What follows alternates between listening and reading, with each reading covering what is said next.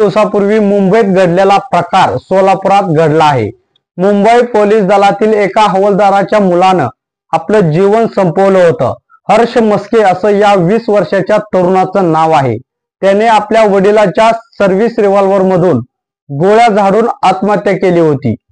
सोलापुरातील माढा येथून एक धक्कादायक बातमी समोर आली आहे। माढ्यातील आडेगावमध्ये इयत्ता 8वीच्या विद्यार्थ्यानं टोकाचं पाऊल उचललं आहे।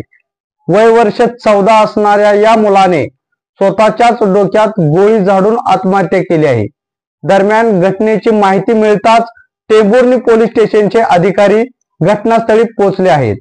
घटनेबाबत अधिक तपास सुरू असल्याची माहिती त्यांनी दिली आहे। दरम्यान श्रीधरने नेमकी आत्महत्या का केली याबाबत अद्यापही कोणती अधिकृत माहिती आलेली नाही। मात्र सोलापूरच्या माढ्यातील आडेगावमध्ये या घटनेनंतर एकच खळबळ उडाली। श्रीधर गणेश नष्टे असं आत्महत्या केलेल्या मुलाचं नाव असल्याची माहिती मिळते, तर स्वतःच्याच हाताने डोक्यात गोळी झाडून आपलं आयुष्य संपवणाऱ्या मुलाचे वडील गणेश नष्टे हे सीमा सुरक्षा दलात कार्यरत आहेत। त्यांचीच ही बंदूक आहे। या बंदुकीचं लायसन्स जम्मू काश्मीरचं आहे। त्यांनी आपल्या वडिलाची बंदूक घेतली, शांतपणे खुर्चीवर बसला आणि काही काळाच्या आतच स्वतःच्या डोक्यात गोळी झाडल्याचे सांगितले जात आहे। या घटनेमुळे सोलापूर जिल्ह्यात मोठी खळबळ उडाली आहे।